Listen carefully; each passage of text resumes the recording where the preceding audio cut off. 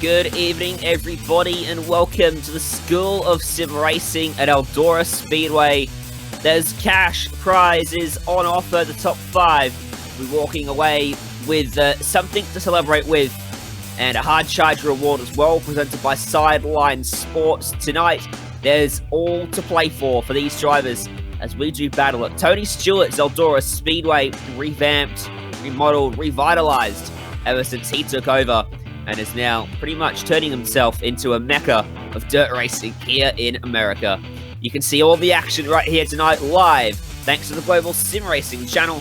My name is Ryan Jones. Alongside me, Peter Mackay. Behind the scenes, Joe Peak, using the brilliant cameras of Doug Beard. And why don't you grab those boots or those wellies and get ready to get dirty, because let's dive down and take a look at Eldora Speedway with our GSRC track guide. Welcome to the world's greatest dirt track, Eldora Speedway. Located in Rossburg, Ohio, northwest of Dayton, Eldora opened in 1954 and has been one of the premier dirt tracks in the country ever since.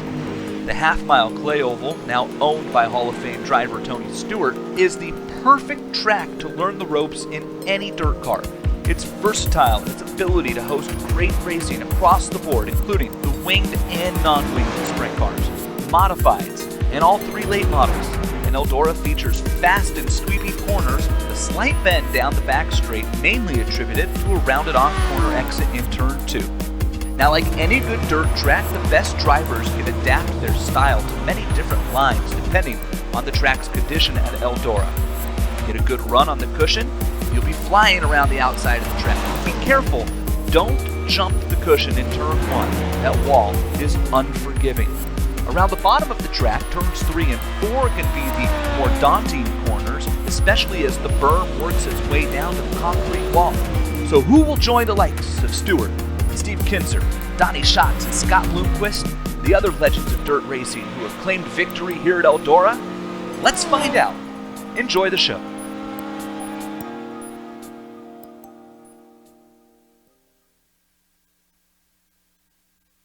I can't be the only one that spotted the love tunnel there throughout that GSRC track guide, just on the outside of the circuit at Eldora Speedway. Either way, Peter, let's bring you into the broadcast here. What more can you tell us about this brilliant track?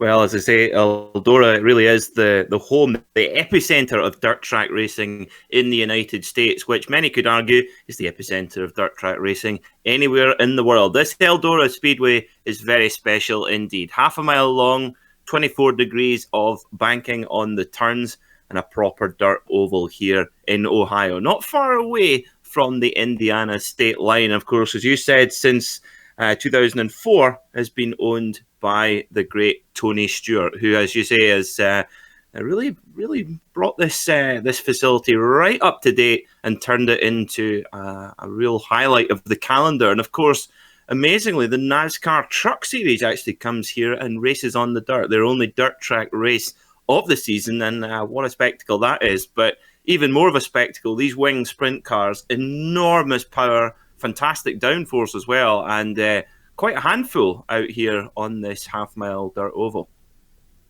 Yeah, using the 360s today to the middle of the spectrum when it comes to power here in iRacing with the wing sprint cars. This race is brought to you by a slew of sponsors, making this prize pool possible. Southern LED, School of Sim Racing, who of course are also presenting this race to you. King Clothing, 5-6 Graphics, and Sideline Sports, who are offering up that Hard Charger Award. And here on GSRC, you can get involved with us. You want to get your company involved with the Global SimRacing Channel? Well, with over 1 million impressions each month, it is a fantastic opportunity for you to get your brand seen by a wide, diverse audience. Just head to the link in the description to find out more about how you can get involved with the Red Brand. Race details for today. It's a special event. It's a one-off. And what have we got ahead of us, Peter? Well, we have a very busy night of racing here at Eldora Speedway. We're looking at 6 heat races throughout the night with 3 consolation races and of the very important 40-lap feature race where our drivers will go for a total of $270 in cash prizes. So plenty at stake for these drivers. And of course, just like in the real world, when you see the journeyman dirt track racers who travel around the United States of America running for cash prizes, trying to keep the show on the road. I just did the conversion of how much that is in Australian dollars, and I've got to say that it's a pretty decent price pool for a little night out racing on your computer at home. And qualifying is underway then to set the grid for the heats. And we head out to the banks and we look at the number 63. This is Bruce Klingon from Ohio. He's going to swing the car down to the low line for 1 and 2. And in terms of the lane, you've got to be careful about which one you pick, Peter. You're going to run top, bottom, middle here at Eldora. Yeah, you'll see that throughout the race, and of course the track evolves with every single lap throughout the whole night. So you'll see the track start to really polish and get very shiny, and the drivers have got to look harder and harder for where those slightly moist parts of the track to try and get the grip. And you'll see drivers go right out to the cushion, right out on the outside, and also hug the inside wall as well. And if you see one driver go really high and one go really low, when they come out on the exit of the corner, sometimes it can really cause fireworks. And that's what makes sprint car racing on dirt so exciting to watch, because it's just so unpredictable, and it's so tricky to see which line is going to be the most preferable. And of course, that is an ever-moving target here on the dirt. You'll never see qualifying times get put down and the field shuffled as quickly as you do then in a dirt event on iRacing. And after the quick shuffle, it's Gregory LeMay who ends up quickest at the moment. Ahead of Shane Kelly, Shea Paulo there in 3rd, Max Lumsden in 4th. He's on his 2nd lap now, so he has time to improve. And Rylan Gray just ahead of Jeremy Prey at 5th and 6th. Seems like a recipe for disaster, those two being close together. Those names are definitely going to get mixed up at some stage tonight. Absolutely. If you say them quick enough, Ryan, then hopefully no one will notice if you get them wrong. Exactly. And of course, commentating on sprint car racing is kind of like being an auctioneer. It's so fast paced, 13-second laps, and these cars, they're very obviously they're small machines, but bearing in mind this isn't the most powerful sprint car, and it's over 700 horsepower, which is just an absolutely terrifying proposition. So these drivers are incredibly skilled to be able to control these machines on the loose dirt surface. And in the real world, the thing I find fascinating as well about the dirt scene is that you get real NASCAR superstars like, in the past, Jeff Gordon, and still to this day, Tony Stewart. He's still out there running dirt races in the middle of the week, even though he's since retired from the NASCAR Cup Series. And of course, we've seen, Kyle Larson losing his drive a couple of months ago for reasons we all know why. But he's, of course, built up his career on the dirt, and he's actually in the process of rebuilding his career with quite a lot of success in the last few weeks on the dirt as well. So it's absolutely relevant to stock car racing, and I think we're going to be in for a real treat today. 2 drivers have failed to set a lap time here in qualifying. I believe it's due to issues on their laps, although one of them hasn't gone out at all. So we'll have to run out our entire session here. There's about 0.4 of a second covering LeMay up at the top, down to our slowest driver of the session. In terms of numbers we've got entered, at my last count, it was somewhere in the region of 40. So depending on how many cars we're going to get to each heat, we may not get 6 heats, but we do have the alphabet soup of the C and the B main before we head to the feature as well. So plenty of racing if you screw up your qualifying and you want to make yourself a part of the feature. You can get in there, but a lot of work ahead of you to get that done. So we are racing under the lights at Eldora. illuminated from the inside of the racetrack. And the dirt right now, pretty comfortable for these drivers, but it's gonna get pretty gnarly by the time we are into the feature. Session's been advanced, so we have our grids for our heats. It's going to be a 4-heat event then, and let's take a look at the starting grid for our first one. Gregory LeMay nabs the pole for heat number 1. Matthew Ramsey starts next to him. Brant Winterchrist starts from 3rd ahead of Alex Wade. Robert Boggs, Ryan Frug, 5th and 6th. Cale Hebill and Michael Birthey on row 4. And then Alex Robinson, Dakota Rogers make up our 10-car field then for our first heat. Now this is going to be a 10-lap affair. Top 4 will book a spot in the feature. So you've got to get straight on with it, straight away. And of course, here on iRacing, not that long ago, we went over 3 billion laps on the service since it started back in all the way back in 2008. But of course, with these dirt guys, we've got them to thank for getting past that milestone, because of course, with only 13-second laps, it racks it past quite quickly. But Ryan, they've got to, these drivers, they can't afford to settle into it tonight. They've got to get straight into the groove straight away. Forgive the pun. You got to get straight into that groove straight away and get down to business immediately. There's no time to settle in. I always love when someone makes a pun, follows it up by saying, excuse the pun, and then says the exact same thing again. That means that pun was 100% intentional. We're rolling off then. We'll have a couple laps behind the iRacing.com pace truck.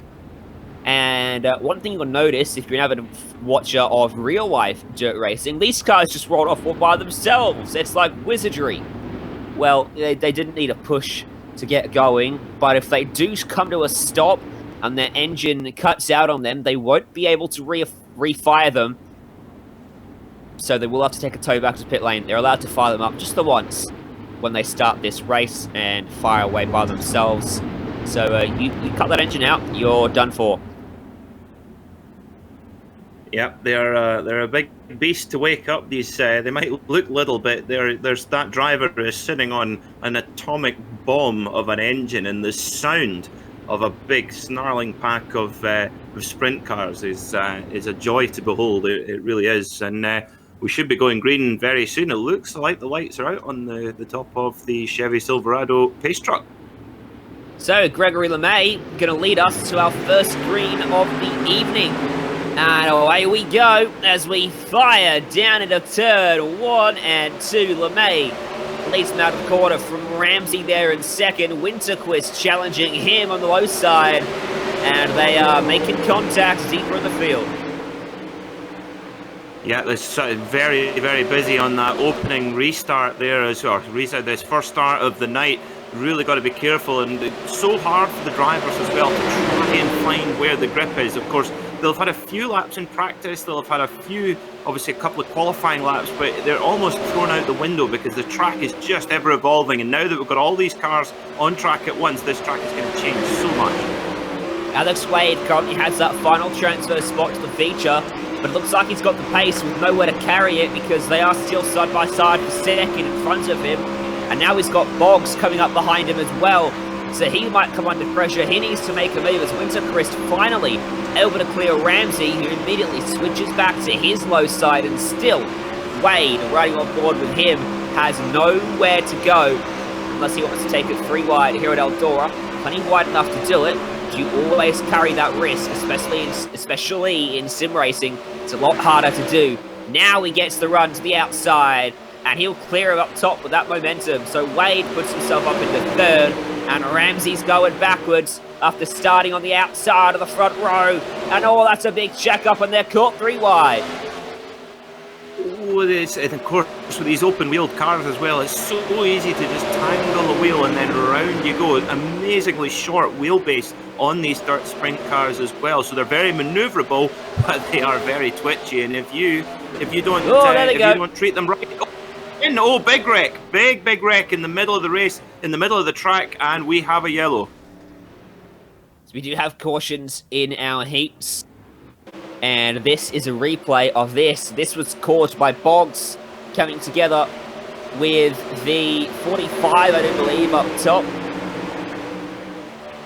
They just went to the same piece of real estate, and that never works out well in sprint car racing. It was Matthew Ramsey who was the 45. He wasn't involved. He'd skipped clear. But once they wrecked, middle of the corner, everyone else just piled on in. That puts us under yellow.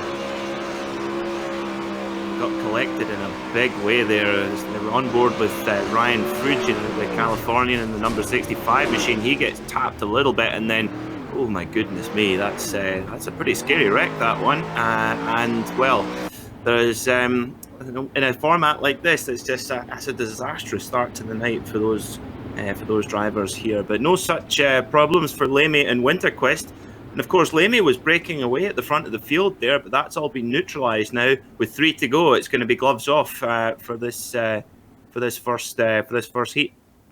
Yes, of course, caution laps don't count in dirt racing, which is an addition that iRacing has finally been able to implement in recent patches and updates. So a caution in our 10-lap heat doesn't give us a dozen caution laps. So pace truck's out of the way. Let's try to finish this one off. 2 laps to go as we cross the stripe. Good restart for Lemay. Winterquist in second is under pressure from Wade. Battle for the transfer spot behind. Currently Ramsey still sits there, but they're looking for a way by underneath them. White flag, 1 more lap in heat number 1. And Ramsey's under pressure for that transfer spot. It's Birthday down low, but out front, it'll be Gregory Lemay that wins it and takes some checkered flag. Transfer spot goes to Ramsey. That's your top 4 then, going through to the main. Lemay, Winterquist, Wade, and Ramsey. So go straight through to our main event. The rest will have to go through the alphabet soup to get there, and that is a very difficult task. So, the Heat 2 starting grid. Shane Kelly and Ryland Gray start on the front row. Jason Bells and Bruce Klingon on row 2. Edward Lewis and Larry Snipes starting from 5th and 6th.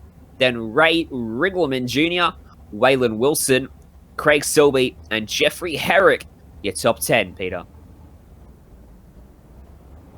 You're only 10, even. There are only 10. Yeah, you got me out there, and I'm like, and there is. So yeah, same again here. 4 go straight through to the main. The rest will have to work hard all night long. So these drivers, and of course, the later on our drivers are in the heats, the more that the track will have evolved from since their qualifying laps. So all that experience is going to be really, really important. But dominant performance there in that first heat, Ryan, from Lemay. We'll need to keep an eye on him when we come to the main. Yeah, he was blistering, wasn't he? He was the fastest driver too in qualifying, so definitely keep an eye out on him when we get through to the feature. Looks like Jeffrey Herrick has not been able to take to the formation. He's disconnected, so if he does return, he'll have to start from right at the back of the C main. So it was a 9-car field then doing battle in heat number 2 from Eldora Speedway. And it's Shane Kelly in control of the field, looking to recreate the success Lemay had in the first heat. Away we go. And I'll tell you what, Ryland Gray went with on that restart, but loses out straight away through 1. Side by side for 3rd behind. Here we go then. Kelly gets the pole shot straight away from pole position there. Just 10 to go here at Eldora. Of course, these little wing sprint cars have enormous torque, 540 foot-pounds of torque. There's an amazing amount of torque in these machines, lots of horsepower. And you actually, if you hit the gas pedal hard enough, they will actually wheelie these these little sprint cars as well. So they're quite intimidating machines, but once you get the flow with them, those aerodynamics from the wing it's just a lovely to flow around, particularly on a nice open long track like this one here at Eldora. Pulls the slider down on 1 and 2. Shane Kelly able to switch back and drive right on by. That was the fastest lap of the race for Ryland Gray last time around. 6 laps to go in heat number 2. Goes for it again and again. It's like a mirror image. Shane Kelly switching on back down the inside. So these two now locked in battle. And you'll see this regime for quite some time. Now, did Gray grab the fence there? His car reacted almost as if he did. Yeah. Yeah, a little nudge on the inside wall there. He did. Yeah, a little nudge on the inside wall. Yeah, but looks like no harm right now. And you see that real variety of lines being used right on the one of the drivers right up on the top on the cushion, and the other, as you say, actually rubbing the wall on the inside. Quite unusual. That transfer scrap is pretty lively.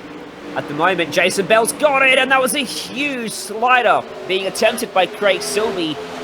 He split the middle of the two cars around him. Very fortunate not to have contact. It didn't work out for him.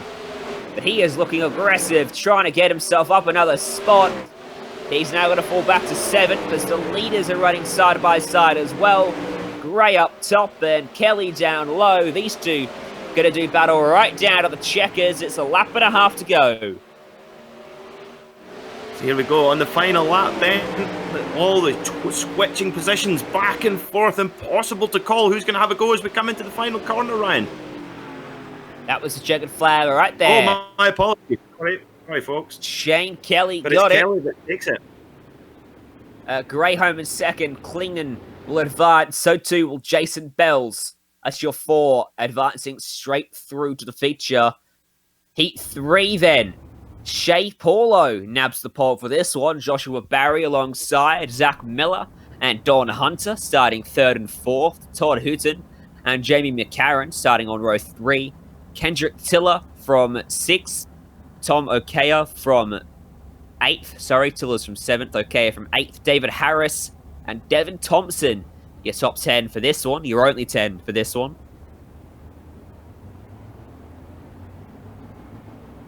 Yeah. So around we go then on the pace lap.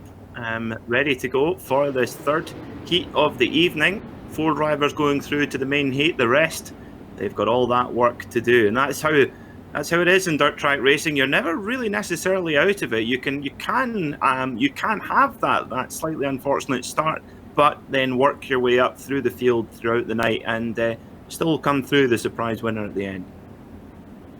If you want to pay close attention to the lap times of your favourite driver and see how they're progressing, no matter what we're focusing on out here on the broadcast, you can head to GSRC.tv for all of your live timing needs tonight. Here from Tony Stewart's Eldora Speedway. And yet to see the winner be beaten back to the post in the first 2 heats. Shea Paulo is going to be pretty happy if that trend continues. Although Joshua Barry might have something to say about that. Heat 3, looking for the green flag. There it is. We're back underway from Eldora. 3rd heat of the night gets going. Green. Straight away, we're off there. And then Joshua Barry going up to the high line and then cutting straight down to the bottom here. Was he going to try a little slide job straight away? Oh, perfect. There it is. Straight up the inside. But then gets tucked straight in as well on the inside again. God, goodness me, and gets right out onto the dirt there, right on the outside there, which hasn't quite cleared off just yet. Oh. Throws the block on him there and in the corner. And that killed the momentum just a little bit for Shea Paulo, but he was able to pull down, go for the slider. And Barry cuts back down on him. They continue to swip and swap for the top 2 spots. Hunter and McCarran are side by side behind them. The 3rd and 4th as well. Looks like the transfer spots are pretty settled because it's a big scrap for 5th. And they're costing themselves a lot of time on that leading quartet. Both Barry and Paulo making a little bit of contact with there. Oh, yellow flag. We've got the number 44 car spun round slightly, and hopefully we'll try to stay on the lead lap here. He will. Let's see what happened there, Ryan. Part of that big scrap for 5th, and he just got bulldozed by that car coming from down low and sends him around, grabbed a piece of the fence. Don't think he's got too much damage though. Just got it going again before he went a lap down. So that's our 2nd caution of the night, our first one in heat number 3.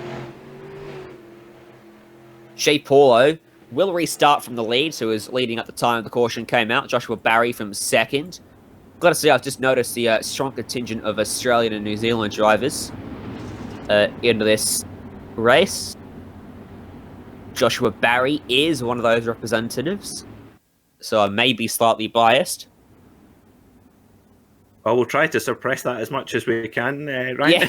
Yeah. I noticed that Course. Barry, Joshua Barry, he's interesting. He's taken a slightly different approach. He's been going right out wide and really getting into the looser surface and trying to find the grip there, whereas other drivers quite happy to go into the more polished surface. An interesting approach, and in fact, he actually so much that he actually rubbed the outside wall slightly. He got away with it, but it's interesting to see. And then Paolo almost started to copy him slightly. As soon as he saw Barry doing it, he thought, I might have a wee bit of that as well. And of course, as the night progresses, that option is going to get further and it's going to get less and less important.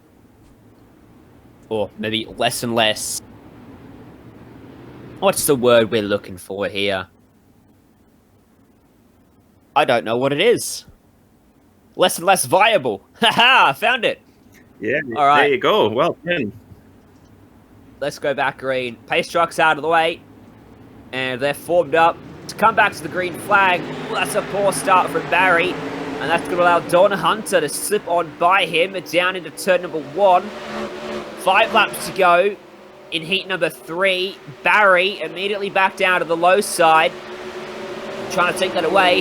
This is going to allow Shea Paulo to pull a margin on these guys and start to run away as they almost come together. Jamie McCarran still holding that transfer spot just behind them. Ooh, Barry putting Hunter right out there on the loose stuff there, and he gets a big wiggle on, but Hunter able to hang on to it there. But Barry, yellow again. Barry's really enjoying that high line though. He's running it well. Another caution. Here's Harris. That's a big wobble. Oh no. Oh wow. And Harris ends up in the catch fence. He had a little bit of a wiggle coming out of 4. It wasn't too bad. It was this man right in front of him, Todd Hooden, who lost control of his vehicle in a big way. Down low. He might have been the reason for the caution, actually. Well, obviously he wasn't the reason of the caution, but himself and Harris both ending up stopped on the racetrack at different ends of the racetrack. Either way, Harris has been rather unfortunately deposited into the fence and towed back to the pit road. Yeah, but it won't come as a surprise to viewers that if one of these little wing sprint cars is hanging upside down from the catch fence, it's probably wise to send out our Chevrolet Silverado pace truck. Yeah, I think that's probably the best decision Safety for all first. involved. Exactly. We're going to restart this lap Lights. here. Indeed, Peter. Lights are out on the pace truck. And what does that mean? Green in a minute. That's what we like to see. Here from Eldora. You know, I often do, a lot of the dirt races don't actually run the cautions in the heat races. I think it does spice things up a little bit, add a bit of unpredictability to these heat race events. Single file restart this time, as opposed to the 2x2 we had on the last one. And Paulo just romps away with that one. Another slow one for Barry there. Just got caught napping a little bit. It's obviously the laid-back, relaxed Antipodean character, if you like. He's just getting a little bit, he's like, no dramas at all. I'll just get on the throttle when I feel like it. And I tell you what, as soon as he does get going, he's got a lot of pace. We need to watch that car, Joshua Barry. But Paolo getting away at the front, and that is, God, it's so fast and furious here. It's catching me out tonight, Ryan, I must admit. Checkered flag for Paulo, puts down the fastest lap of the heat in the process in the final lap. So top 4 advancing are Paulo, Barry, Zach Miller, and Don Hunter. McCarran then has had a mistake on the final lap because he was running in 4th right up until that white flag came out. So I'm going to quickly go back and see what happened to McCarran. I don't know what's happened to McCarran. Wonder if he's got a penalty. Let's take a look at the final heat of the night, Heat 4. Max Lumsden will have the pole for it. Jeremy Prey will start next to him. Corey Austin and Tommy Brandon on row 2. Philip Earl and Craig Kent starting from 5th and 6th. Patrick Spangler and John Schewitz 7th and 8th. Joe Nitro will be the final car, a 9-car grid for the final heat.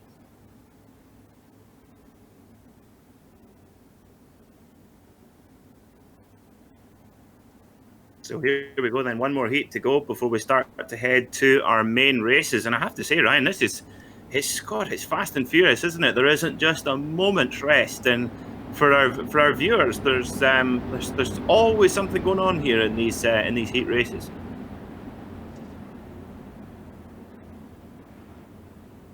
Certainly is. It's dirt racing at its finest. You wanted the best, you've got him. I'm not going to try to steal that legendary line from the World of Outlaws. Nos Energy sprint cars.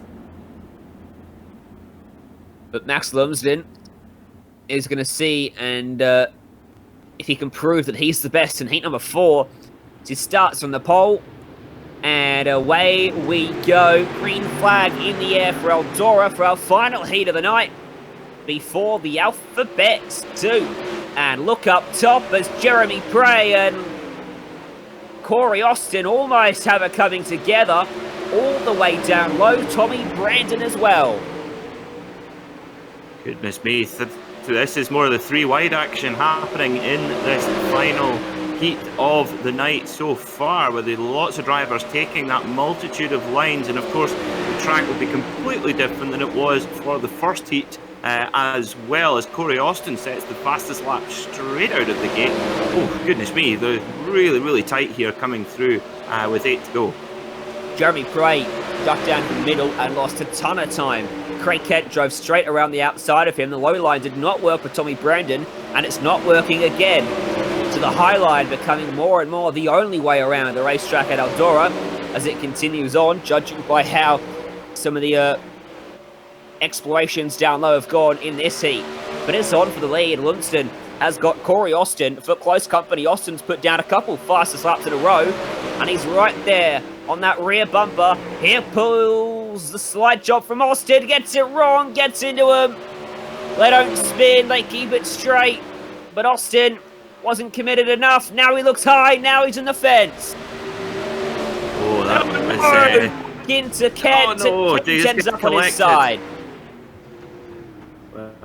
Lumsden there proving that normally manners are they're a desirable characteristic for a human being, but if you're a dirt track racer, manners are just going to slow you down. And Lumsden just dumped Austin there straight into the fence, and nowhere for Craig Kent to go. What a pity there. But yeah, that was if Austin was looking good. Austin was looking really, really good, but Lumsden, he thought, yeah, you're going in the wall, buddy. I'm going to have to disagree with you there, Peter. I don't think the room was ever really there for Austin to put his car on the outside of Max Lumsden. So, either way, Austin has been served an EOL penalty. He'll have to restart from the tail end of the field with only 3 or so laps to go on this restart. So, going to have a tough time to get himself up into the top 4. He'll have to work his way through the C and the B main, both of which the top 4 will go through. So top 4 from the C will go to the B, top 4 from the B will go to the feature. Well, we've got to watch for Austin then as we go through, because he was certainly, one thing for sure, Ryan, he was charging there, wasn't he? He really was charging, and I think, yeah, maybe just got I think you're right, he just maybe just got a little bit impatient there. It looked like on first look that Lumsden had sort of moved them into the wall, but I think you're right, not the room to get past there. And he had time to get past, but he's not out of the night. And yeah, that Corey Austin, he's got the pace to compete later on, I'm sure. Pace truck's going to get on out of the way, as you do not want to be in front of this hungry pack of winged 360 sprint cars. Lumsden goes early, laid way off the pace truck. Green flag back out. Good job, Barney, up in the flag stands. 3 laps to go at Eldora. In heat number 4, Lumsden leads him through 1 and 2 from Prey, Earl and Brandon. Yeah, excellent breakaway from Lumsden. Just gets the power down nice and smoothly, and gets a good gap of maybe 5 or 6 car lengths, which with just 2 to go is just ideal for that driver. Yep, he's looking comfortable. Final lap for Lumsden one more time around. And he will see the checkers as he comes through 3 and 4. Lumsden going to get it done. And all 4 of our pole sitters in the heats win their respective heats. Prey, Earl, and Brandon will also find themselves going straight through to the feature as our heats wrap up. And the stakes now, they ramp up. Because you screw up from here on in, you are done for the night. So we're now about to have our C main then, 10 laps. The top 4 go through to the B main. So this is where you're coming. This is where you never know. You can get drivers who make their way all the way through. But this is where, like you say, a mistake or even being caught up in someone else's mistake, and that's your night done. All right, so let's take a look at our starting grid for the C main. It'll be a 12-car grid and a 10-lap race for advancing to the B. Patrick Spangler has himself on the pole. Alex Robinson will start next to him. Larry Snipes and Jamie McCarran will start 3rd and 4th. Craig Kent and Kyle Haybuck will start from 5th and 6th. Edward Lewis and David Harris from 7th and 8th. Corey Austin and Robert Boggs from 9th and 10th. And the Jeffrey Herrick won't be gridding up. Todd Hooton will start from 12th, and that will become 11th place as a result of Herrick's no-show.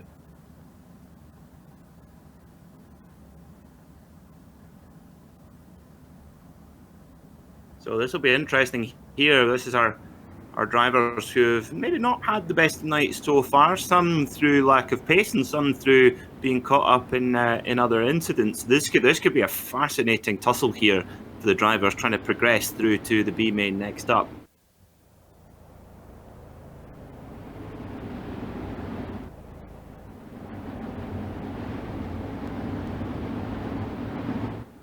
Yeah, so it's exactly the same length as our heats, but we're adding 2 more cars to the mix. So going to be slightly difficult if you have to start right from the back, like Todd Houghton does. Patrick Spangler might fancy his chances. He finished 7th in heat number 4, which nabbed him the pole for this one. Such is the difference. He was 7th in heat 4, 8th in heat 4. Craig Kent only starts from 5th. So he's got a tough gig ahead of him. Just outside at the moment, looking in on that transfer bubble. Pace truck, get out of the way, my friend. Let's go racing. Patrick Spangler has his hands on the throttle, or rather his feet. Green flag's out. Good start for Spangler. Robinson, though, coming down low, and here comes McCarran. Splits the middle, takes him 3 wide. There's going to be contact. Yellow flag's already out. McCarran ends up in the fence. Spangler and Robinson both got loose, and Craig Kent ended up at the lead. Here's a replay via the caution came out, though, behind them while they were wrecking. In fact, this is, you see at the back of the shot there, they wrecked. This is what happened at the front. It was pretty much the last 3 cars that got involved in that other incident right there. So the caution came out as the leaders were trying to create their own caution, Peter. Yeah, it was 3 wide immediately, straight off the start, and yeah, it was one of these 3 into 2 doesn't go deals, and with these wing sprint cars, you can't really get away too much with contact with one another. It's as the pace truck nearly runs into that slower car there, beached on the edge of the circuit. So, because the caution came out mid-crash for the leaders, Craig Kent does not find the benefit he almost had of leading the race. He'll have to restart from 4th. McCarran, Robinson, Spangler, 3rd, 2nd, and 1st. They're very fortunate to escape that catastrophe they almost had, down in 3 and 4. As the leaderboard's doing a bit of a dance at the moment.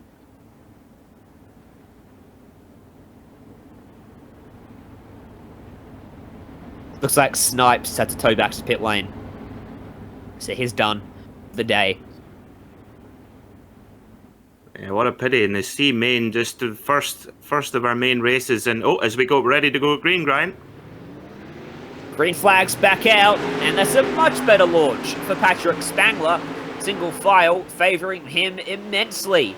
Robinson, though, has got McCarran and Kent for close company behind him. Running it up against the cushion through 3 and 4.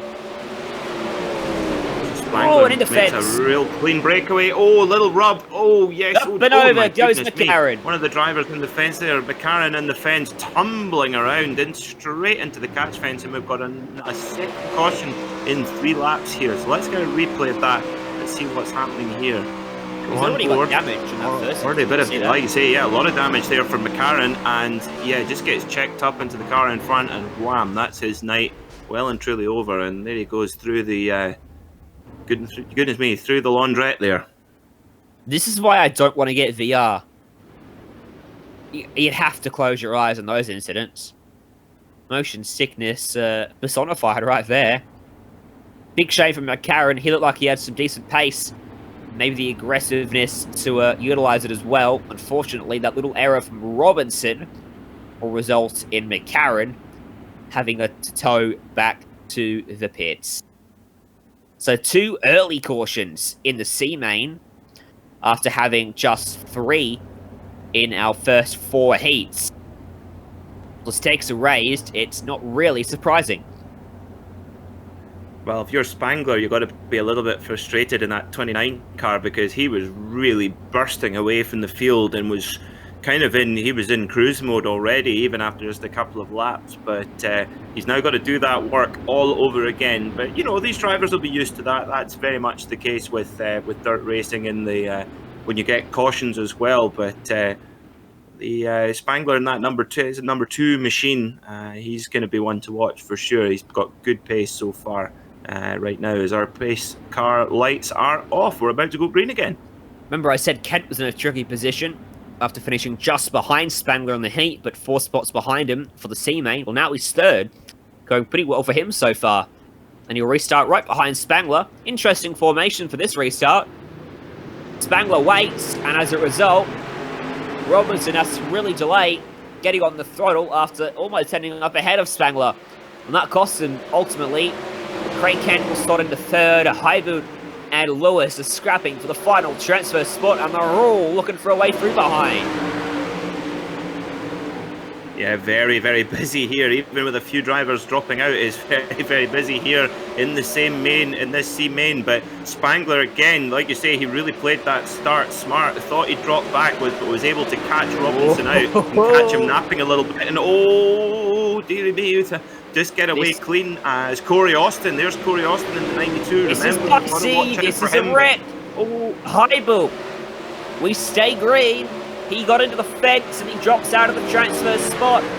I don't know who the other car involved in that was. Either way, transfer is now in the hands of Robert Boggs, and he's got a comfortable gap. Back to David Harris in 5th. In fact, Boggs looks more likely to gain a spot rather than lose one. So that really shook up the battle for P4 out front. Oh no, here we go. 3rd place. Boggs going to take it away from Robinson.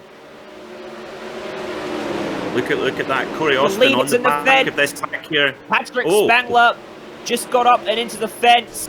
There he is. He's still crashing. What? Austin's in the fence. Austin in the fence as well.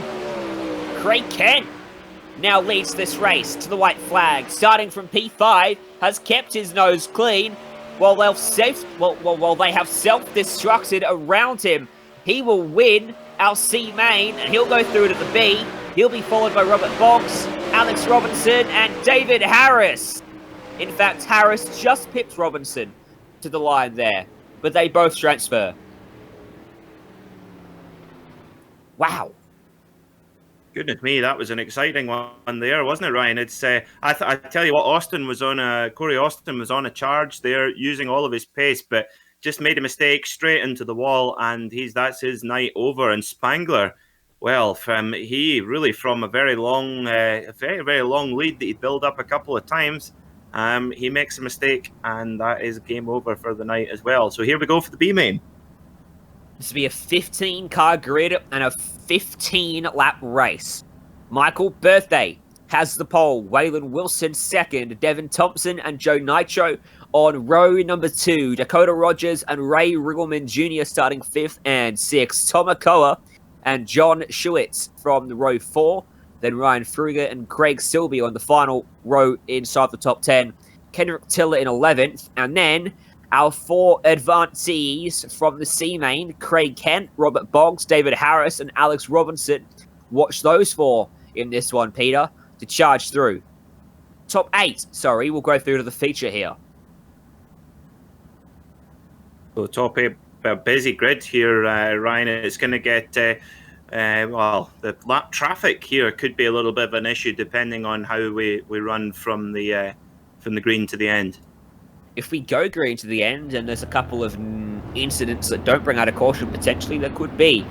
So just over half the field will advance.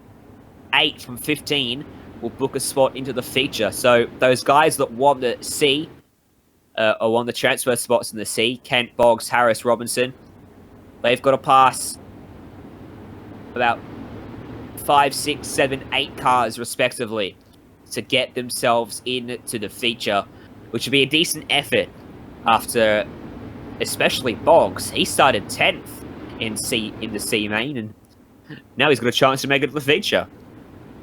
What a story is that? That's comeback worthy of a Disney film. If he started in 10th in the C main and goes on to win the whole thing, that would be a story. Certainly would.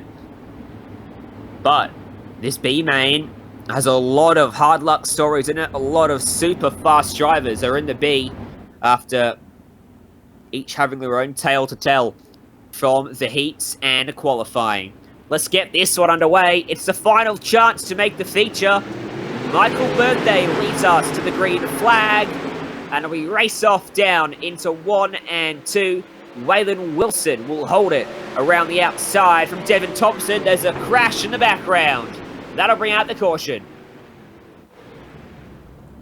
Yep, pretty much a carbon copy of the C main there. Just immediate contact coming into, I think, turn 2 of the race, and yeah, the driver's just jockeying for position. Maybe caught out slightly with the changing grip, and yeah, slide job straight into the side of that number 22 machine. Looked like the car might have reacted to a bump or something because it took a hard right. I think it was Robert Boggs, the car that took a hard right. No, this is the onboard of Boggs as he carved his way through. How the seas parted for Moses there. Wow. Wowee, that's a hold the wheel straight and just gas it up and hope for the best, I think. Yeah. He got very fortunate, did Boggs. You need a bit of fortune and a bit of luck in motor racing, no matter what discipline and no matter what you say. There's always a little bit of luck involved with how your day goes, whether it be good or bad luck. I've got to say, I'm more of a recipient of the bad luck kind of thing. But Robert Boggs definitely got a lucky charm working for him today. Yeah, that was certainly a little bit of good fortune, but you definitely make your own luck. And of course, these machines are so powerful and they're so light that the racing is so fierce, and so your reactions have to be razor sharp. And of course, well, as we see here, our lights are off on the pace truck. They are. We're about to go green again, Ryan. Razor sharp reactions, cat-like reflexes for these drivers here on the dirt. As we race off down into 1, Birthday will hold that lead from Wilson, Thompson, Rogers. Caution's out again though, Peter. Oh dear, what's going on here? And Bertay making a good getaway both times there. So that's he should be pretty confident for the next time we have the restart. But not sure what's happened there that's brought the pace truck out. I tell you what, I hope they've got enough gas in that Chevrolet Silverado pace truck, because it's been busy tonight to look after our field and keep them under control, ready for the restart of our action. Yeah, been a pretty wild day for that pace truck so far. And Birthday, if things continue how they are, I wonder if eventually that ruck runs out on one of these restarts. Been pretty comfortable at the top half of the field with Wilson, Thompson, Rogers. Not been much of a change there. They started first, second, third, fifth, respectively. One bad luck story is Joe Nitro, who finds himself now last after starting from fourth. John Schewitz has come up 3 spots. Akoa up 1, Silby up 3. Frug's gained 1. So a couple guys have managed to pick up a couple spots in the 2 laps of green flag running we've had. Yeah, there's to get through to that feature, you've got to get your elbows out and get moving quickly. And of course, coming back to our drivers and their reactions, of course, on the dirt, once you're committed to a line, you've got to be, well, adjusting your line to avoid a wreck or to go up the inside of somebody is so tricky. And of course, the gas pedal. Oh, here we go. We're about talking of gas pedals. We're about to go green again, Ryan. Oh, they're on that gas pedal for sure now. And just like our first 2, it is a golden start for all of your transfer drivers. That's your top 8 in the field. There's 14 still running, trying to book a spot into the B main. Tom Akoa coming under pressure from John Schewitz, and David Harris cleans them both up around the outside. Sorry, that's not Harris, that's Silby, running a similar livery to Harris. Silby, a monumental run up top, and he finds himself now running in 5th place. Interesting seeing Berthet, our leader there, very happy to run the low line as well, and then sliding back up to the outside coming out of the corner. So interesting, although we've seen the high line being used almost exclusively for the last couple of heats, well, Berthet, he's trying a few different things. Perhaps with the advantage that he's got, he's going to, oh, but look at, just as I say that, Wilson coming up the inside there. Wilson and Thompson for P2. Thompson's got it, Wilson's up top. Craig Kent, fastest lap of the race. He's only 12th though. Your C-Main winner. In fact, all of those C-Main advancees are struggling a little bit at the moment, with the exception of David Harris, who's up into 5th. Yes, Craig Silby's got up into 4th, Peter. Up, but, yeah, with the pace ratcheting up, it just gets tougher and tougher to advance. And oh, it's got big tap there, just big check up there, the number 20, just getting into the back, and oh, that's going to be a big wreck. Oh my goodness me, that's definitely bringing out the caution. So we'll see our Chevrolet Silverado pace truck once more. What happened here, Ryan? As it would happen, it's David Harris and Craig Silby that have come together. Going for the slider, and unfortunately not able to check up for the momentum that was not being carried with the completion of that slide job maneuver, and a couple cars getting involved in that with a bit more damage. That's right on board with Craig Kent, who now finds himself in 7th and inside the transfer zone with this crash in front of him. Good job to see that and take a right. He makes it through, picks up 4 spots. Yeah, he did well to straighten the car up there and then get it back into the groove again. That's actually really not easy to do with cars with such a short wheelbase. That could have easily snapped on him there, but he made it look easy. Very good reactions there from Kent. And Kent, he's getting close to the bubble now to go through to the feature. And he was in the last race. He really managed to cut through as well and just keep his nose clean and stay out of trouble. Yeah, it looks like he's not, in fact, on 7th. Looks like he will be 12th for this one. He's 12th, which is where he started. Robert Boggs is 11th. Harris is in pit lane, so he's done now. He won't advance. And Robinson is 13th. So our C-Main drivers not having a great event so far in the B-Main. We'll see if this latest green flag run brings about a change to that, and this is the tightest restart we've had of the B-Main so far. Yeah, as we see Berthet and Thompson breaking away at the front, making their way out there, as we see Tom Ochoa in the 44 going quite slowly, strangely, in 5th position. He's going in the low line. A lot of the drivers streaming past him, so he's got some sort of issue. Maybe took damage in that incident there. No, that's just a low line for you. He's got some pace. He's trying to make it work. He's holding his ground very well here, Peter. And now he's really thrown it into the corner. It doesn't seem like there's enough momentum to be carried down low. You might go for the big slider in a moment. There is a slow car. That's Dakota Rogers. And that is going to be a trip to the back for Rogers as the transfer spot battle. Thompson grabs the fence in 2nd. Transfer spot. Robinson has got himself into 8th place now after just sneaking through C. Craig Kent just behind him.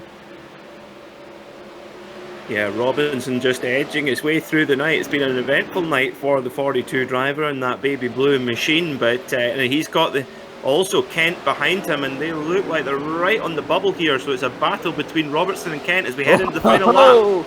Using the fence, using each other, checkered flags out at the front of the field. This is for the transfer. Huge slider to the line. Craig Kent got him. Kent gets him with a hip check to the line. Wow. So, advancing to the feature from our B main, Michael Birthday, Devin Thompson, Waylon Wilson, Ryan Frug, Robert Boggs, Tom Okoa, Kendrick Tiller, and Craig Kent. So 2 of our C main drivers make it through. And how about Robert Boggs? Started 10th in the C main. He lines up to our feature. Yeah, this is where all the prizes are won out in this feature here. And well, who's your call, Ryan? Who are you expecting to take this one? Not going to put the mocker on anyone like that, but I'd say Robert Boggs is in with a shout for that Hard Charger Award, presented by Sideline Sports. Let's run through the starting grid for our 40-lap feature. Gregory LeMay has the pole. Shane Kelly, Shea Paulo, 2nd and 3rd. Lumsden on the outside of row 2. Brent Winterquist and Rylan Gray start 5th and 6th. Joshua Barry and Jeremy Bray from 7th and 8th. Alex Wade and Bruce Klingen, your top 10, Peter. So in 11th place on row number 6 will be, as we're waiting for our times. Don Hunter and Philip Earl will start on row 6. Matthew Ramsey and Jason Bells, 13th and 14th. Zach Miller and Tommy Brandon from 15th and 16th. Michael Birthday from 17th place, our advancee from the B. And these are all advancees from the B now. Birthday, Thompson, Wilson and Frug, Boggs, Okoa, Tiller, and Kent. 24 cars, 40 laps, $270 on the line, $100 for the win. Top 5 will earn cash. And your Hard Charger award as well is up for grabs. Boggs, got to be the favourite for that. So 24 of these winged sprint cars around here in this half-mile circuit. We weren't sure if lap traffic was going to be an issue in our heats, but Ryan, it looks like it's going to be in this main race with a much longer race at play. Well, we'll see. And these are the fastest drivers. Shouldn't be too much of a spread between them. Gregory LeMay then. Green flag is out for our feature race at Eldora. This is for the money. So off we go then at Eldora. The track has evolved through the night. It's swept up, it's cleaned up. All of that loose dirt is now just right at the edge of the track. And, well, that middle line is starting to get really, really polished. So we should see a lot of LeMay. Oh, we got someone in the fence there. That's LeMay, our pole sitter. He's up in the fence. And this caused a domino effect. That's caused more cars to have issues. And amazingly, it looks like just a 1 or 2 car crash in the end that happened right in the middle of our 24 car field. So LeMay grabbed the fence. Winner. Yeah, LeMay grabbed the fence. He escapes, but it caused a reaction behind that got a few cars involved, and someone's driven underneath that car on the catch fence there.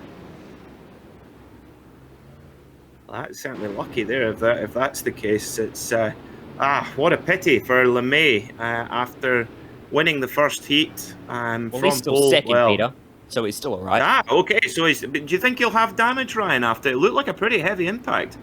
Oh, well, he kissed the fence. He gave it a decent hit, but he might be all right here. Might have escaped. The bigger hits were definitely the guys that checked up, trying to avoid him in the process of all of that. There is LeMay. Car looks pretty good to me. So like what's happened to the internals of that car, though, you never know. What's underneath the bodywork. The number 99, LeMay Motorsport machine. We'll have to restart this one.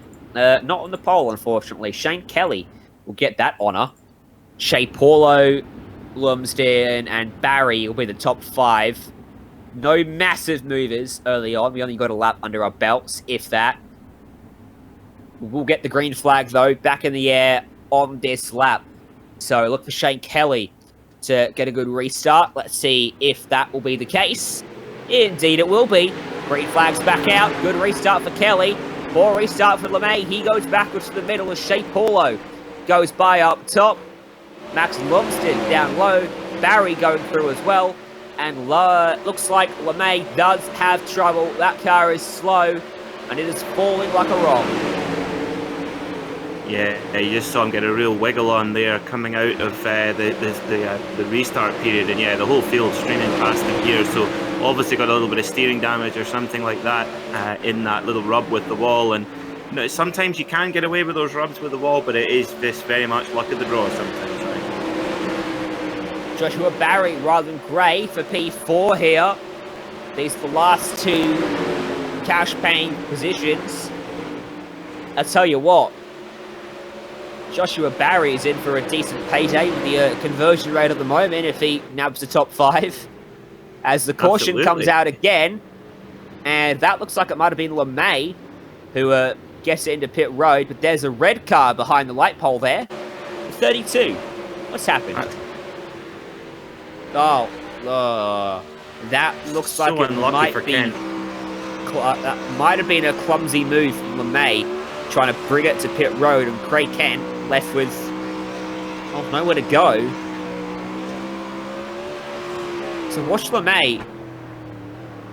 Yeah, is LeMay trying to bring it to pit road from the top of the racetrack? No, he gets tagged. We know LeMay was slow. I wonder if LeMay got tagged, which is what turned him around. Either way, damage it looked like now. He did, Ryan. Yeah, okay. Yeah, he did. It looked like LeMay just got a little bit of contact there. He was obviously going slow anyway, but got a little bit of contact, and that kind of started a bit of a chain reaction and sent him straight left into the path of Kent. And really unlucky for the 32 of Kent. We see on screen there in the bright red car.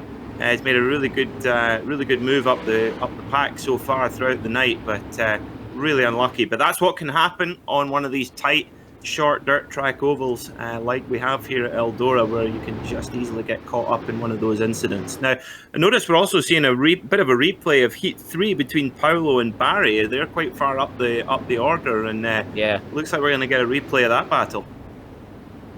We indeed might, as we will line up 2 by 2 for this restart. Seems to be changing every restart how these guys want to light up. Shane Kelly drops the hammer, and we get our second restart of the day for the feature event. And firing off down into one was Lumsden, trying to pull the big slider on Shea Paulo. That didn't work out. Paulo drove right back by him. Joshua Barry trying as well, not going to be able to try hard enough. He will tuck into 4th position.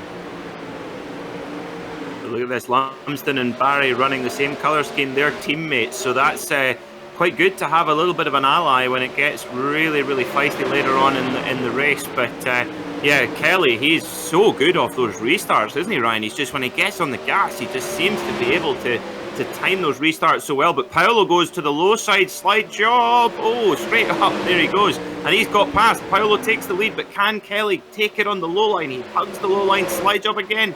Oh, goodness me, this is tight. Caution comes out. I think Paulo had his wing in front when it happened. Waylon Wilson had Waylon Wilson had a whale of a tank supper going on, but I don't think that was the cause of the caution, because that was about 30 seconds before it. I don't know what the caution was for. I didn't see anything in particular what happened with the caution there, but so our field reset again, and you're right. Look at that, Paolo's in the front. You're right. He managed to get his wing just in front of Kelly, but oh, that was just both drivers just switching back and forward, from the high line to the low line and back again. But Paolo, he's looking strong in this feature race, the 21. Of course, our winner of heat number 3.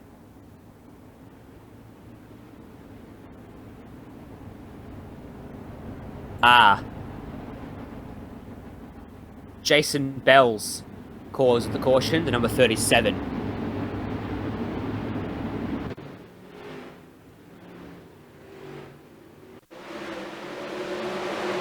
So watch him, he comes up, and there's a car there. Turns him around. That was enough to bring up the caution flag.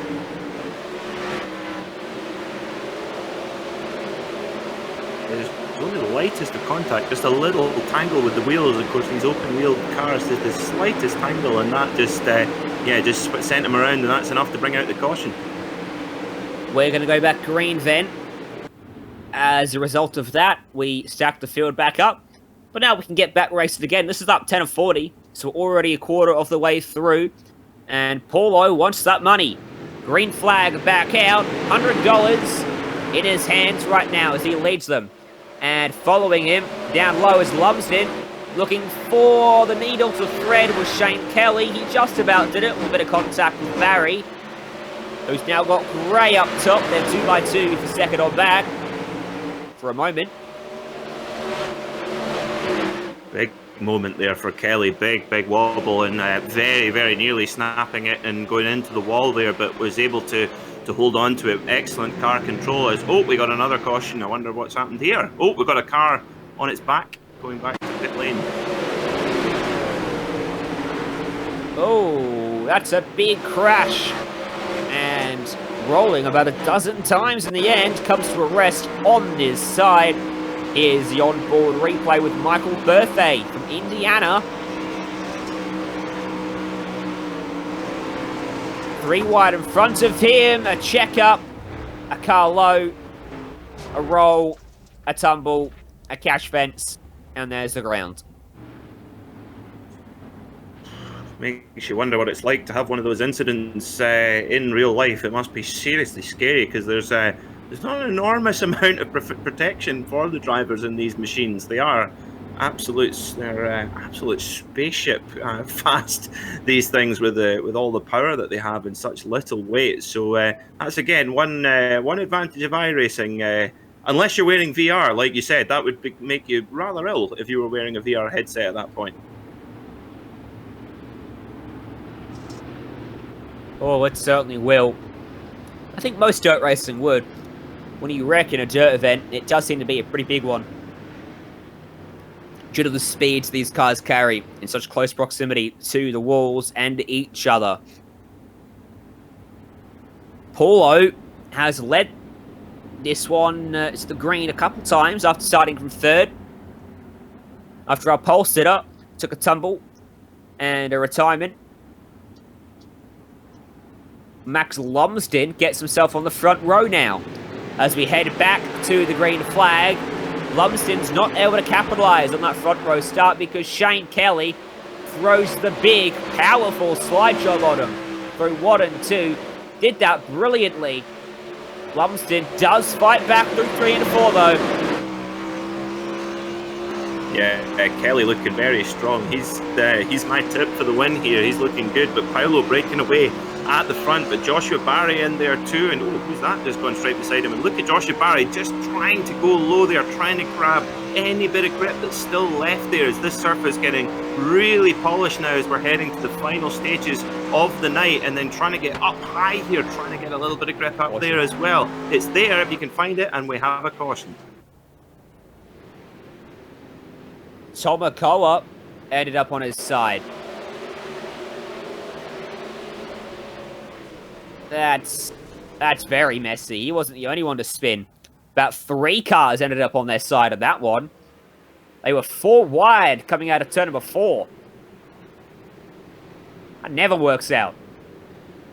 Well, certainly does not. And as you alluded to earlier, Ryan, it's a little bit trickier to run closer in the sim because unless you've got a very fancy setup at home, then you don't have that same peripheral vision that you would in the real world. And of course, peripheral vision in this type of racing is, well, it couldn't be more important than here.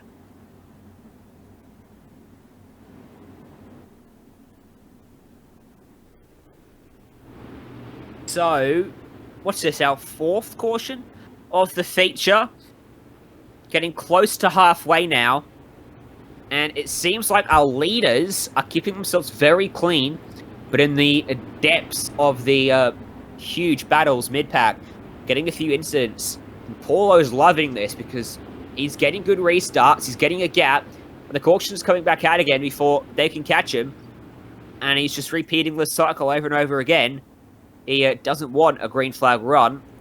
I'll tell you what, Lumsden and Kelly, though, they definitely want that green flag run. Rylan Gray, Joshua Barry are 4th and 5th. Someone who's moved up a lot is Devin Thompson. He started from 18th position. He's up into 9th now. Looking for the green flag again. How much further can he go?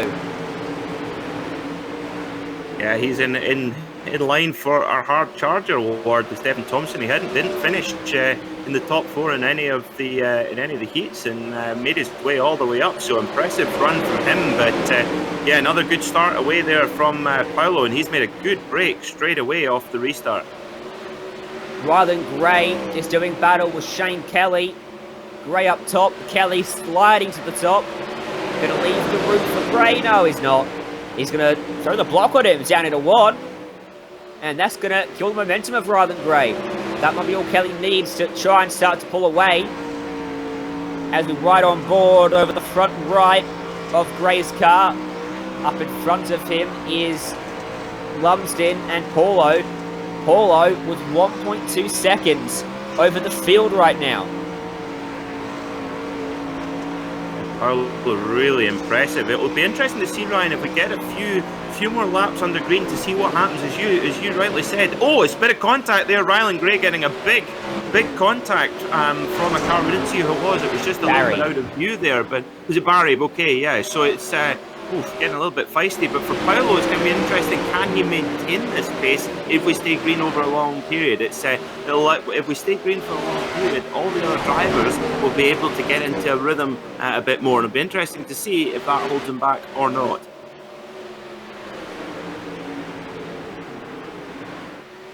Barry is on the charge after making that move. He's now going to pick off Shane Kelly.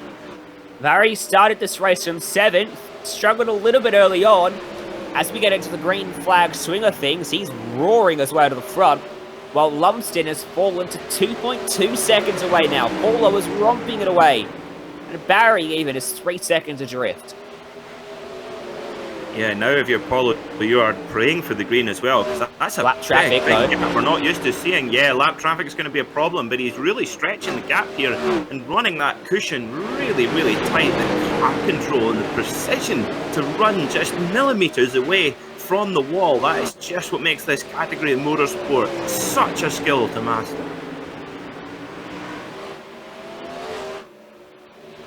So, Paulo now has to navigate his way by the lap traffic, which are running the line he wants to run.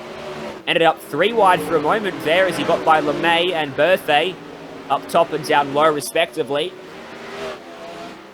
Philip Earl gets on out of the way, he slices by on the top side. And then the guys behind now have to get through these guys. So Lumsden and Barry and Kelly will have to get by the lap traffic as Kelly has come back at Barry with this slide job.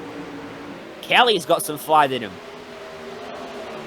Yeah, Kelly getting into a bit of a groove now. You see, when he gets time to get up to pace, he's able to run a really strong pace. Not so good on the stop-start kind of rhythm. So as we've had a few more laps under green, as we're nearly at 3/4 distance, Ryan, we're heading right into the business end of this race. Yeah, Rylan Gray challenging Barry now as well. So Barry's lost the momentum he had and starting to fall again. As now this gets messy, the lap traffic's in there. Birthday and Oh, keep their cars down low. Good job there. As all of our leaders are running the top line with now 10 laps to go at Eldora in our feature race. It's a 4-second gap and it evaporates as the caution comes out.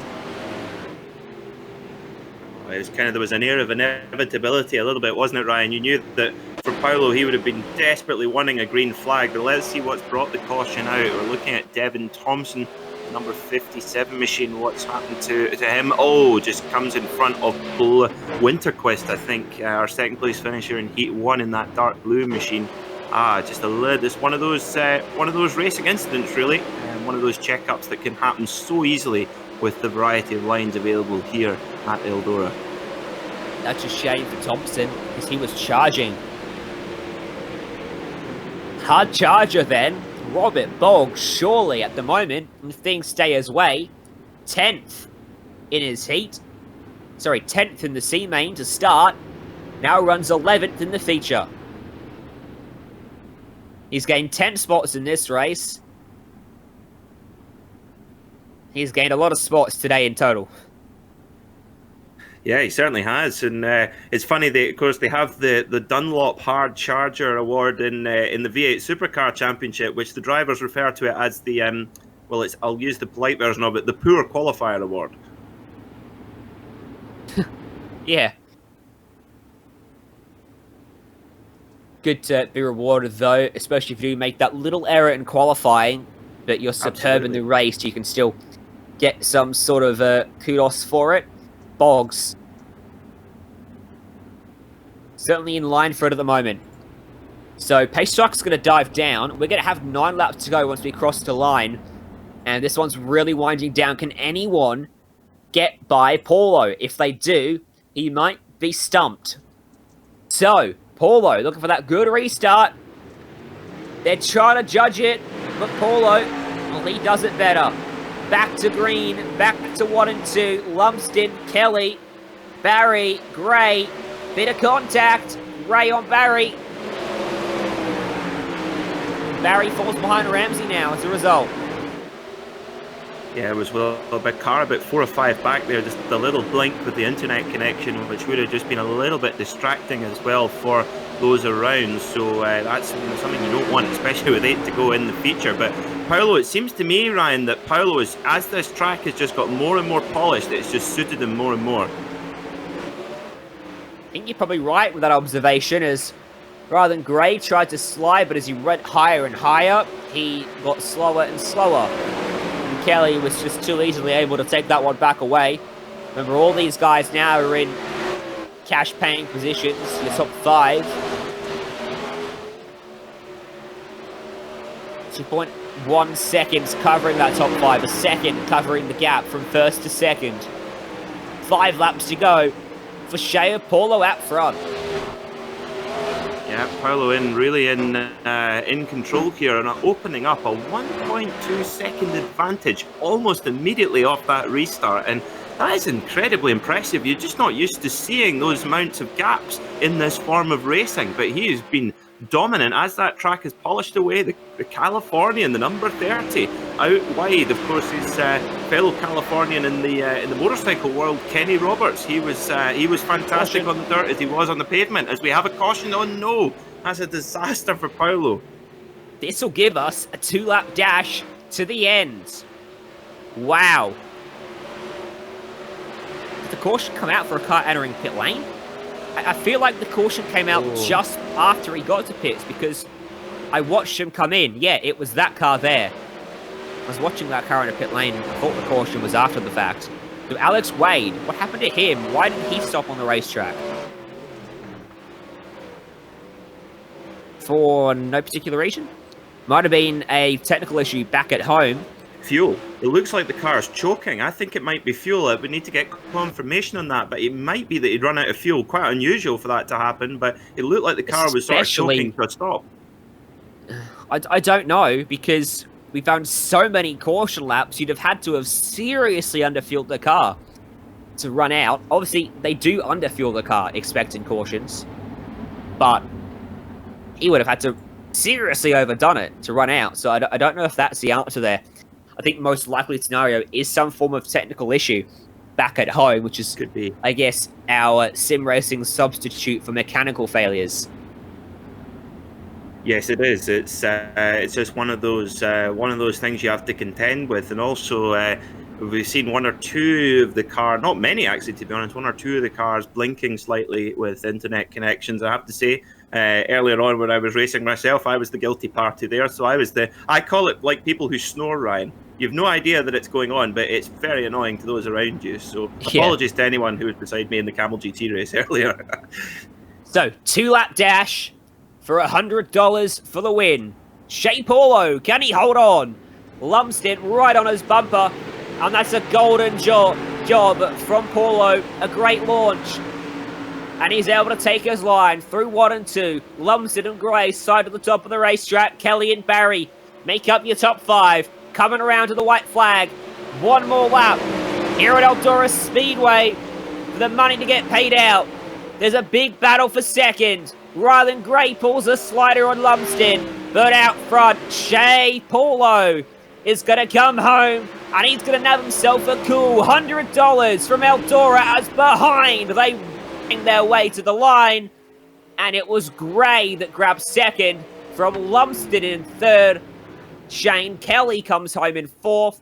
And Joshua Barry in fifth, the final cash-paying position. Hard Charger Award, surely got to go to Robert Boggs, 21st to 9th. And he started the C-Main in 10th. Well, what a performance from Paulo. Just in the early stages, didn't look like it was going to be like he was going to be the feature, but then he just, as the track got more and more just unstoppable there. No matter how many times with a restart, he was just fantastic there. So let's see how they finished then in our feature race. Not quite. Let's go to a break first. Quick update on Alex Wade, by the way. Quick update on Alex Wade, by the way. He fueled the car for 30 laps, not 40. That's why he did, in fact, grind to a halt for fuel issues. Let's go to a break here on the Global SimRacing Channel. Stick with us on the other side of this. Post-race results and our interviews from Eldora Speedway.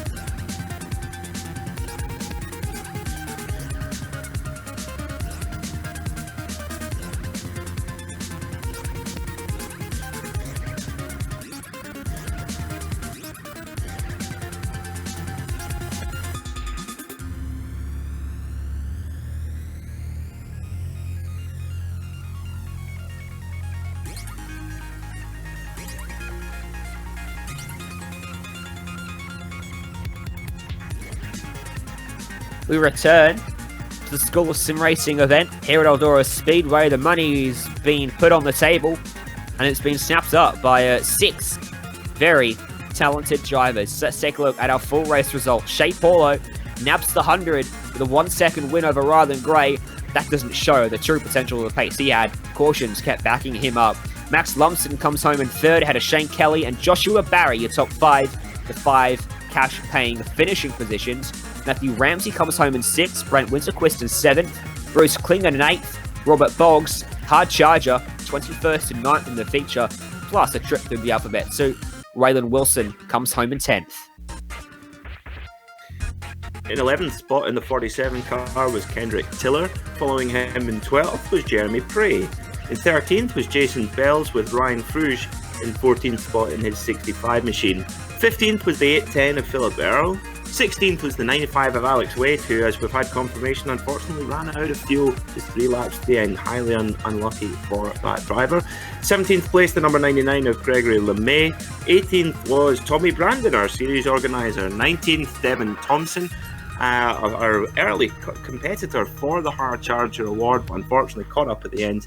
And 20th was the 75 car of Michael Bertet.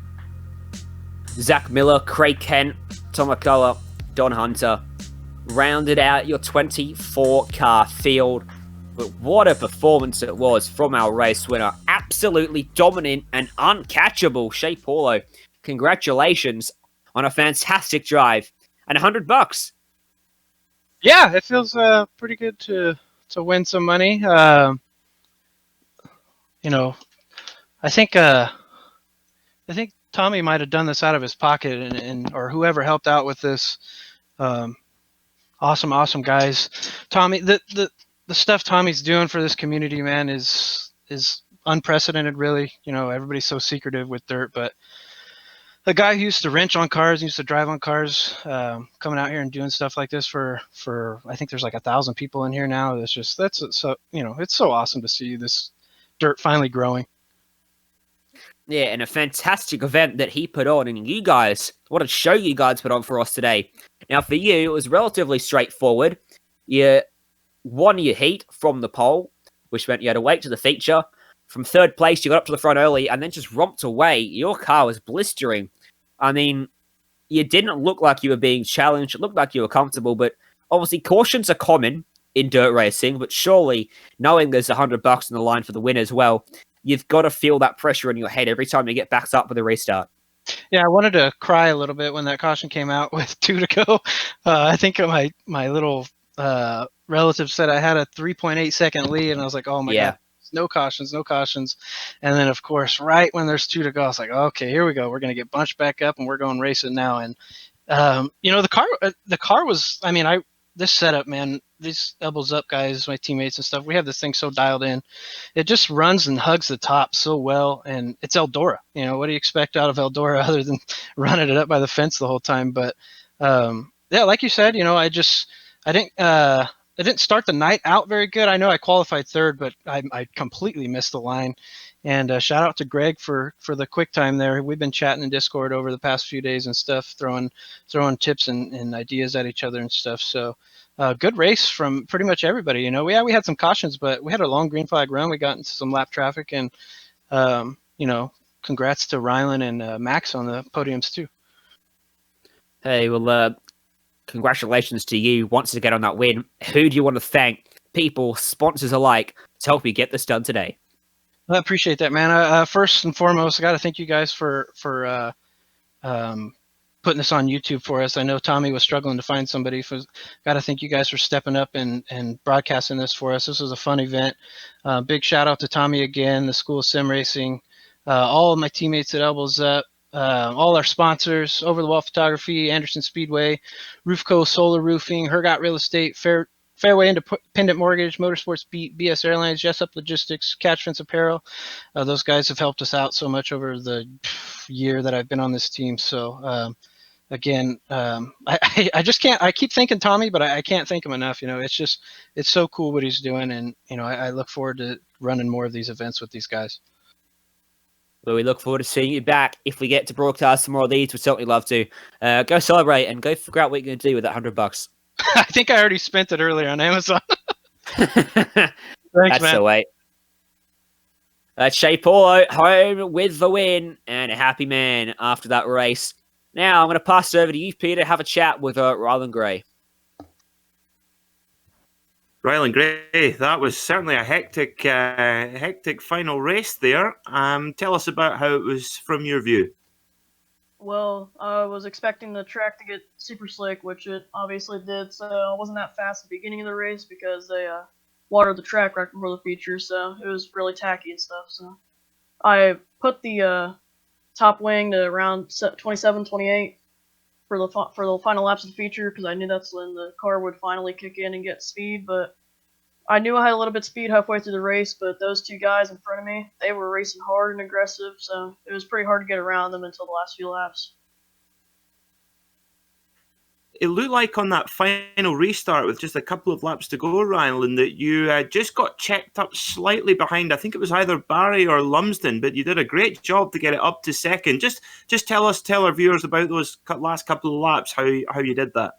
Yeah, we were trying to get a little bit of a jump on the start, but not cut it. So he tried to do it, and then I tried to do it after him because I was trying to balance it out, but it didn't work. But I got a run on the first lap, so it kind of balanced out. It certainly did, and a great second place in this event tonight. I'm sure you've got a lot of people you want to thank. While you're live here on the Global SimRacing Channel, who would you like to give a shout out to? Just got to give a shout out to my dad and my family saving up to get this rig. GIR Sim Sports for the paint and sponsors like Velocity, GIR, for example. I mean, those guys picked me up, and it's been a good way. I've won a few races with them right now, and just getting second in this big race is pretty cool too. And I got to thank one of Kinzer's drivers, Skylar Brown, for helping me and giving me tips and all that stuff, and basically being my tutor for hopping in and driving with the bigger guys and guys that have pro licenses and stuff. Well, you thoroughly deserved your second place finish today, Rylan. Thanks very much for coming up to join us in the commentary booth, and good luck for your next race. Thank you. So that was Rylan Gray coming home in second place. He will walk away with $60. And picking up today, $40 is Max Lumsden. Home in third. Got to be happy with that. Yeah, it was a good run. Sort of didn't have anything for Shay there in the later part of the race, but yeah, just tried to hang in there and came away with the podium. So it was a good result. Won't be walking away with $40. It's a decent payday for you. Conversion rate works out well for you, doesn't it? Yeah, it does. Going to the AUD, it's it's a good little payout for a bit of fun. So yeah, it was good. You got any ideas what you're going to spend it on? Oh, I might just save her up and use it to enter a couple more races, I think. But yeah. Keep rolling it over, that's the way. So qualified third in total, it looks like. Fourth. And then your heat went pretty well. Pole and the win, you were unchallenged there. Talk us through the track evolution then from qualifying to heat 4, that's a big weight. And then in between the C and the B to the feature, must have changed quite a bit. The track was pretty good in the heat. It was sort of going up towards the wall, which is more so what I like. And with the track reset at the start of the A, probably would have preferred it to be a bit more slick. But the car handled pretty good. And you just got to stay on your toes. Track's always different. So, it was good. Looked pretty good out there today. It's pretty good battles throughout the feature race. Do you think third place is the best you could have done? Maybe second with Rylan Gray. You two had a pretty big scrap to the line. Yeah, it got pretty close in the last few laps, but probably second was the best I could have done there today. I don't think I had much for Shay at the end. He was just way too fast, but happy with third. But the other boys did real well. Indeed, they did. Indeed, you did. Who do you want to thank? What sponsors help you get this done? Thanks to Brady and Josh, my teammates, and thanks Brady for the spot and the help today. Thanks to SM Sim Sport and all the sponsors, Solar Motorsport, MSP Shop Fittings, KRGS Roller Doors, Mega Cash Penrith, Oceanic Dirt Sim Events, and BK Design. So thanks to all of them.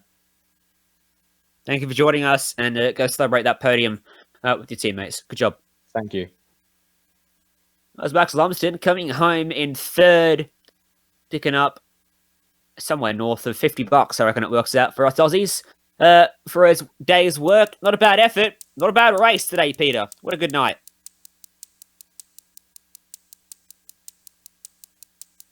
It certainly was. It was a race at that level, and of course these they made it look very easy, didn't they? But handling these machines around the ever-evolving Eldora Speedway, well, it was very special, and I'm sure putting on a good tribute to, of course, the circuit in real life as a very famous owner, Tony Stewart, and our drivers put on a great show for tonight's event. Thoroughly enjoyed it, and I hope our viewers did too. Thank you to all the sponsors of the event as well: Southern LED, School of Sim Racing, Clean Clothing, and 5-6 Graphics, and Sideline Sports, who were the presenters of the Hard Charger Award, which went to Bog, as we would probably safely assume. And remember, if you want to be a part of these broadcasts, you can be so. Now, you can get your company involved with GSRC and be part of our 1 million global impressions each and every month. Get your brand seen by a whole bunch of people. Probably a bit of an understatement there. each and every broadcast. Head to the link in the description to find out more about how you can become involved. Thank you to our organizer, School of Sim Racing, for bringing this all together, and the companies that provide all the software and hardware for our broadcasts listed there on your screen, as well as Junior Londe, who provides all of our music. See the screen for how to get a hold of them. Big thanks to the guys with me today, Joe and Peter. You can find out more about GSRC, including our upcoming races, by either looking at the screen for those races or heading to globalsimracingchannel.com. Check out our social media too, on Twitter at GSR Channel, Facebook at Global SimRacing Channel, and Instagram at GSRC_Graham. Don't forget to hit subscribe to us on YouTube. Can't miss that big red subscribe button, can ya? And you won't miss a moment here on the Red Brand. From all of us here in the booth though, thank you for joining us. What an absolute pleasure it was to call tonight. But until next time, race clean, race hard, and we'll see you on the track.